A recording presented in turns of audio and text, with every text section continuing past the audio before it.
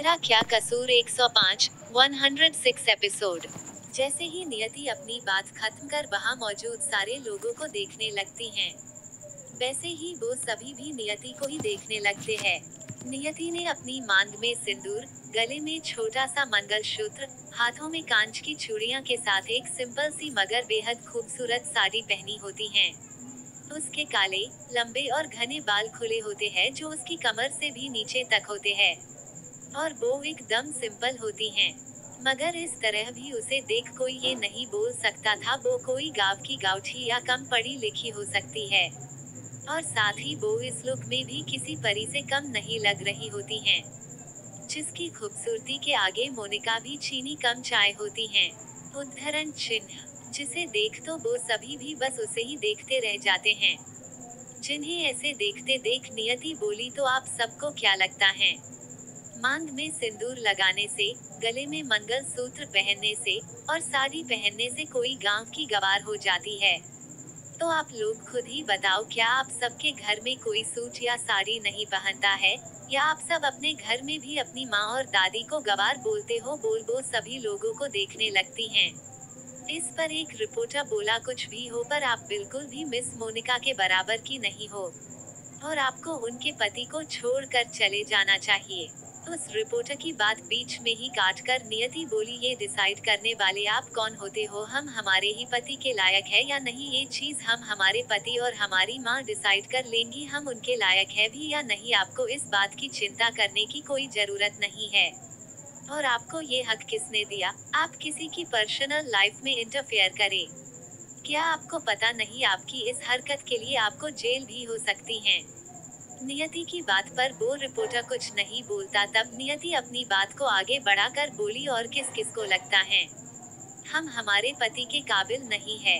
अगर हम हमारे पति के काबिल नहीं है तो क्या ये औरत हमारे आदर्श जी के काबिल है? बोल वो हंसने लगती हैं, और हंसते हुए ही आगे बोली, ये औरत जो खुद को इतनी शरीफ और मासूम बताती हैं, वो हमारे पति से उम्र में उनसे भी बड़ी है, और वो भी पूरे 4 साल। बोल वो मोनिका की तरफ देख मुस्कुराने लगती हैं, जिसे ऐसे मुस्कुराते देख मोनिका की मुठियां गुस्से में बंध जाती हैं।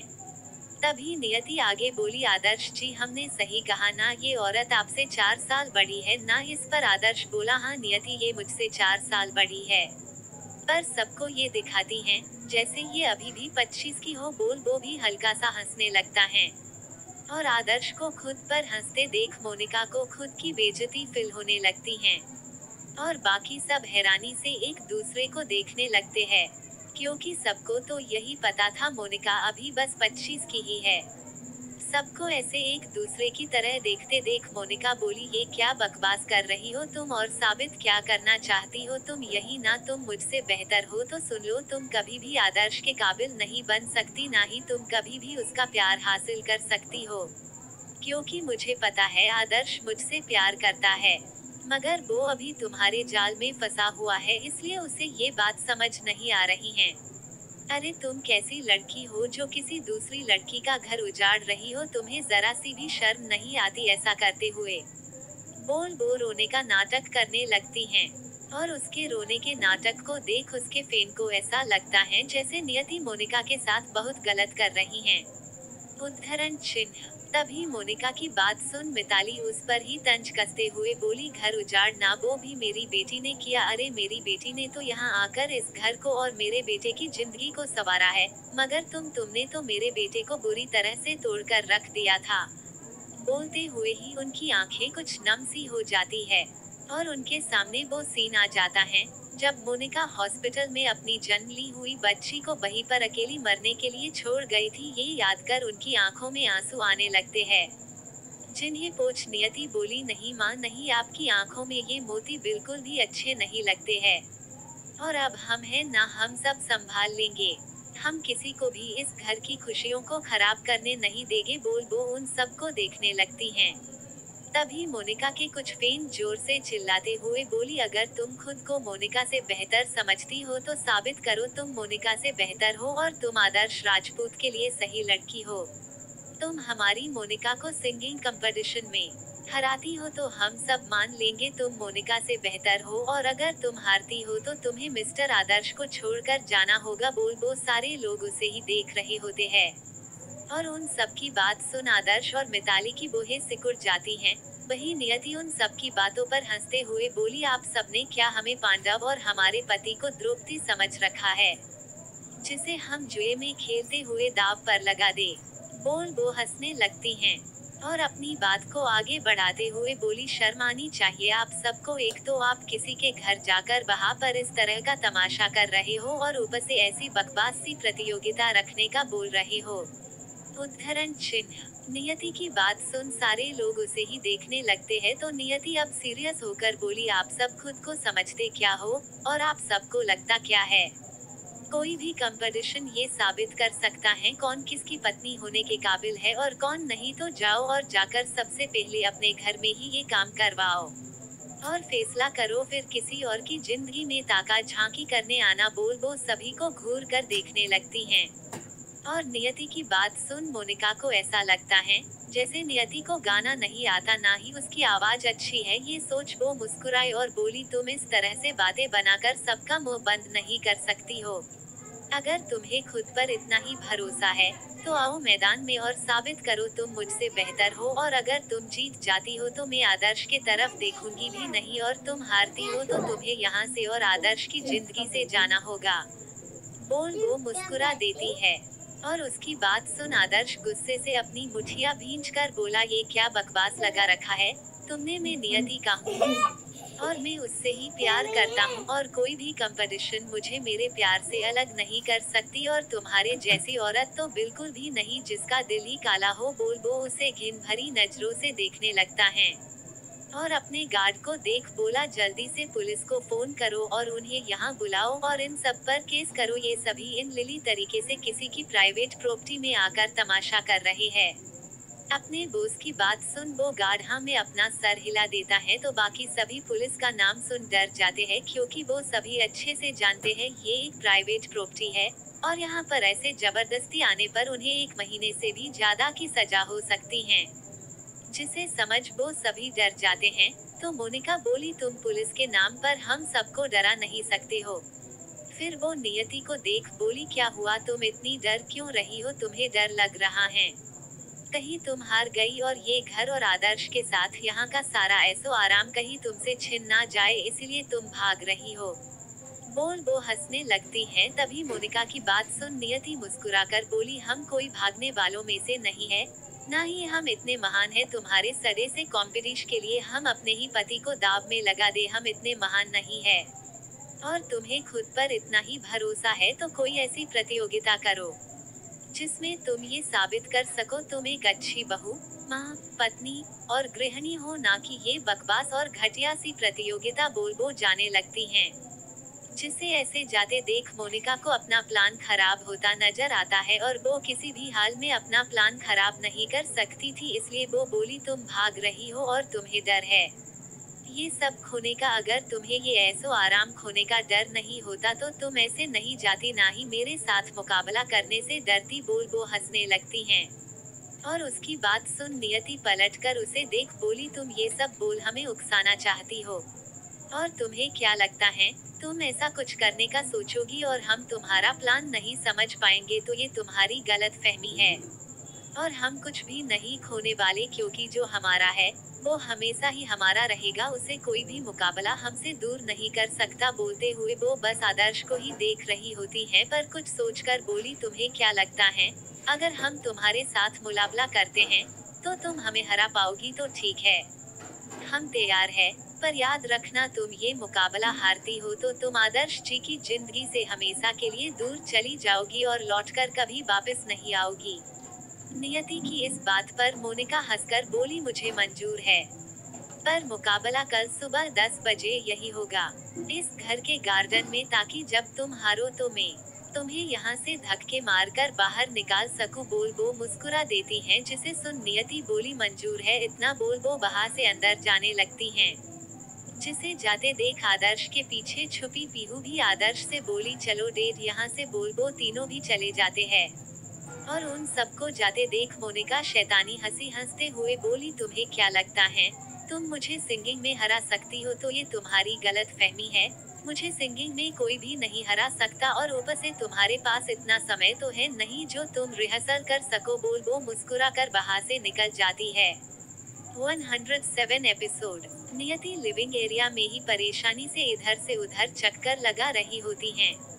और अंश नीचे ही फर्श पर जहाँ एकदम सॉफ्ट कार्पेट बिछी होती है वहाँ बैठकर अपनी मम्मा को ऐसे देख नियति के मन की बात को समझने की कोशिश कर रहा होता है, पर उसकी उम्र और दिमाग दोनों ही छोटे होते हैं, जिस कारण वो कहा कुछ भी समझने के काबिल नहीं है। इसलिए वो बस चुपचाप से अपनी मम्मा की सारी हरकतों को नोटिस कर रहा होता है। तभी वहाँ पर पीहू, आदर्श और मिताली भी आ जाते हैं, जो नियति को ऐसे परेशान होकर घूमते देख हैरान होते हैं। और वो ये सोचने लगते हैं, क्या ये वही नियति है जिसने अभी कुछ देर पहले ही बाहर मोनिका और उन सभी लोगों का सामना की थी। मगर अब जो नियति उनके सामने थी वो तो काफी ज्यादा परेशान लग रही होती हैं, जिसे ऐसे देख पीहू बोली, मोम क्या हुआ, आप ऐसे क्यों चक्कर लगा रही हो? बोल वो उसके पास ही आ जाती हैं। जब नियति अपनी प्यारी सी गुड़िया की आवाज सुनती है तो वो उसे देख मुस्कुरा देती हैं। और आदर्श और मिताली को देखकर अपना रोना सा चेहरा बनाकर बोली, माँ, आदर्श जी हमें माफ कर दो, हमने ये क्या कर दिया? बोल वो बिल्कुल किसी छोटे से बच्चे की तरह अपना चेहरा बना लेती हैं, जैसे कोई बच्चा गलती करने पर या डांट पड़ने पर रोने का बना लेता है। ठीक उसी तरह नियति भी अपना फेस बना लेती हैं, जिसे ऐसे देख वो दोनों साथ में ही बोले, क्या हुआ नियति, तुम इतनी परेशान क्यों हो? इस पर नियति नीचे ही अंश के पास बैठ रोते हुए बोली, देखिए ना माँ, आदर्श जी हमने ये क्या कर दिया, उस औरत ने हमसे ये करवा लिया। बोल वो ऐसी रोती है जैसे कोई जबरदस्ती का रो रहा है, और उसे ऐसे रोते देख पीहू जल्दी से जाकर सोफे पर बैठ जाती हैं और अपने दोनों हाथों पर अपना चेहरा रख अपनी मोम की बात सुनने लगती हैं। तो उसे ऐसा करते देख वो दोनों माँ बेटे भी सोफे पर जाकर पीहू की ही तरह अपने दोनों हथेली पर हाथ रख नियति को ही देखने लगते हैं। तो नियति रोते हुए बोली, माँ हमसे बहुत बड़ी गलती हो गई, हमने ये क्या कर दिए, अब हमें कान्हा जी कभी माफ नहीं करेंगे, ये हमसे क्या हो गया? बोल वो रोने लगती हैं। और अपनी मम्मा को ऐसे रोते देख अंश भी अपने एक हाथ की उंगली अपने मुंह में डाल रोने सा फेस बना लेता है। तभी आदर्श उसे अपनी आंखें बड़ी बड़ी कर बोला, क्या किया नियति तुमने? बोल वो उसकी आगे की बातों को सुनने का इंतजार करने लगता है। और तीनों की नजर खुद पर देख नियति रोते हुए बोली, आदर्श जी हमने आपको द्रौपदी की तरह जुए पर लगा दिया, ये हमने क्या कर दिया? अब वो चुड़ैल हमसे हमारा पति छीन लेंगी, फिर हमारे बच्चों को भी हमसे दूर कर देंगी। बोल वो रोने लगती हैं। तो उसकी बात सुन मिताली उसे समझाते हुए बोली, शांत हो जाओ नियति बेटा, जैसा तुम सोच रही हो वैसा कुछ भी नहीं होगा, कोई तुमसे तुम्हारे पति और बच्चों को दूर नहीं कर सकता, मैं कभी ऐसा होने ही नहीं दूंगी। और आदर्श वो खुद भी ऐसा नहीं होने देगा, वो तुझसे प्यार करता है बेटा, ना कि उस धोखेबाज चुड़ैल से। बोल वो उसे देखने लगती हैं। और अपनी मोम की बात सुन आदर्श भी बोला, हाँ नियति मोम बिल्कुल सही बोल रही हैं, तुम्हें रोने की या परेशान होने की कोई भी जरूरत नहीं है, वो चाहे जो भी करे पर सच तो यही है ना, मेरी पत्नी तुम हो और तुम ही रहोगी, और इसे कोई भी बदल नहीं सकता, कोई भी नहीं। बोल वो उसे ही प्यार से देखने लगता है। और उन दोनों की बात सुन नियति सिसकते हुए बोली, पर आदर्श जी हमने तो उस चुड़ैल से बोल दिए हम उसके साथ सिंगिंग प्रतियोगिता में भाग लेंगे, और अगर हम हार गए तो। बोल वो फिर से रोने लगती हैं।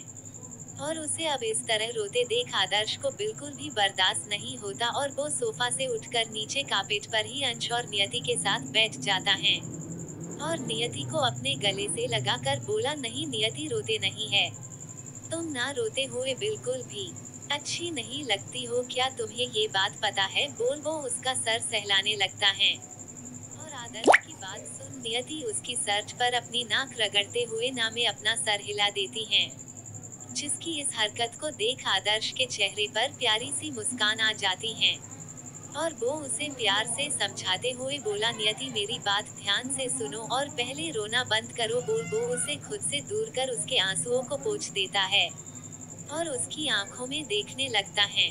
जब आदर्श नियति की आंखों में प्यार से देखता है, तो नियति भी हाँ में अपना सर हिलाकर उसकी आंखों में देखने लगती हैं। अब वो दोनों ही एक दूसरे की आंखों में देख रहे होते हैं और उन दोनों को ऐसे देख पीहू और मिताली दोनों के ही फेस में एक प्यारी सी मुस्कान आ जाती है और वो दोनों भी उन्हें प्यार से देखने लगते हैं। मगर पीहू और मिताली से अलग अंश अपने डेट को अपनी मम्मा के इतने करीब देख नाराज हो जाता है और अपनी नन्ही सी आंखों को ही गुस्से में बड़ी कर अपने डेट को देखने लगता है। और इन सबसे अनजान नियति और आदर्श दोनों ही एक दूसरे की आंखों में खोए होते हैं। और जब आदर्श देखता है, नियति एकदम शांत होकर उसकी बातों को सुनने के लिए तैयार है। ये देख आदर्श प्यार से उसे समझाते हुए बोला, नियति तुम्हें पता भी है तुम कितना अच्छा गाती हो, उद्धरण चिन्ह, और तुम्हारी आवाज कितनी ज्यादा मीठी और मधुर है। जिसे सुन नियति ना में अपना सर हिला देती है तो आदर्श उसका चेहरा अपने दोनों हाथों में भर बोला, तुम बहुत ही ज्यादा मीठा और प्यारा गाती हो नियति। एक बार अगर कोई तुम्हारी आवाज सुन ले तो वो सच में ही तुम्हारी आवाज का दीवाना बन जाए। और मुझे, माँ, पीहू और अंश, हम सबको तुम पर पूरा यकीन है। और तुम्हें अपने कान्हा जी पर हर रात सुबह उठकर तुम उन्हीं का तो भजन गाती हो। तो तुम ये कैसे सोच सकती हो तुम्हारे कान्हा जी तुम्हें ऐसे ही अकेले छोड़ देंगे या फिर वो तुम्हारी मदद नहीं करेंगे? वो तुम्हारी बिल्कुल मदद करेंगे नियति, और तुम्हारे कान्हा जी से भी ज्यादा मुझे तुम पर यानी अपनी पत्नी अपनी नियति पर भरोसा है। और तुम किसी का भरोसा टूटने नहीं दोगी, ये बात हम सबको अच्छे से पता है। तो तुम इस तरह से परेशान होना और रोना बंद करो और अब ये सोचो कल सुबह तुम्हें करना क्या है। किस तरह से तुम उस बोलते हुए ही वो थोड़ा रुक जाता है और कुछ सोचने का नाटक करते हुए बोला, हाँ, चुड़ैल, उस चुड़ैल को कैसे तुम अपनी आवाज और अपने गाने से हराने वाली हो वो सोचो समझी। तुम बोलते हुए ही वो उसका चेहरा छोड़ उसके सर पर एक चपली मारता है, जिसके ऐसा करने पर नियति अपना अजीब सा फेस बनाकर उसे देखने लगती हैं और बोली, आदर्श जी आपको सच में ऐसा लगता है हम उस चुड़ैल को हरा पाएंगे? और अगर हम ऐसा नहीं कर पाए तब आदर्श जी तो क्या हमें? बोलते हुए अब उसकी आंखों में आंसू आ जाते हैं और वो बिल्कुल सीरियस हो जाती हैं। जिसे ऐसे देख आदर्श बोला, मेरी बात सुनो नियति, जब तक तुम ये सोचोगी तुम उसे हरा नहीं पाओगी और वो तुमसे जीत जाएगी तो तुम सच में कुछ नहीं कर पाओगी और वो सच में जीत जाएगी।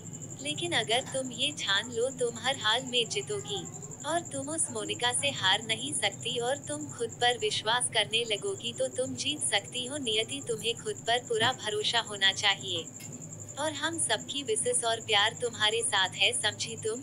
हम सब तुम्हारे साथ है तो जीत तुम्हारी ही होगी, पर तुम्हें अपनी पूरी मेहनत करनी होगी नियति। आखिर जो भी हो तुमने मुझे सच में दाव पर तो लगा ही दिया है और अगर तुम हार गई तो बोलते हुए वो उसे तिरछी नजरों से देखने लगता है और शरारती अंदाज में बोला, फिर तो मुझे उसके पास जाना ही होगा। बोल वो उसे हंसते हुए देखने लगता है, उद्धरण चिन्ह। और जैसे ही नियति आदर्श की बात सुनती है, वो गुस्से में आदर्श की कॉलर पकड़ उसे अपने बिल्कुल करीब कर उसकी आंखों में देख बोली, खबरदार आदर्श जी, जो आपने ऐसा सोचा भी तो हम सबसे पहले तो उस चुड़ैल के छोटे छोटे टुकड़े कर उसे कुत्तों को खिला देंगे और फिर उसके बाद हम आपके हाथ पैर बांधकर आपको किसी तहखाने में कैद कर देंगे। बोल वो बिना सोचे समझे ही आदर्श के होठों पर अपने होठ रख देती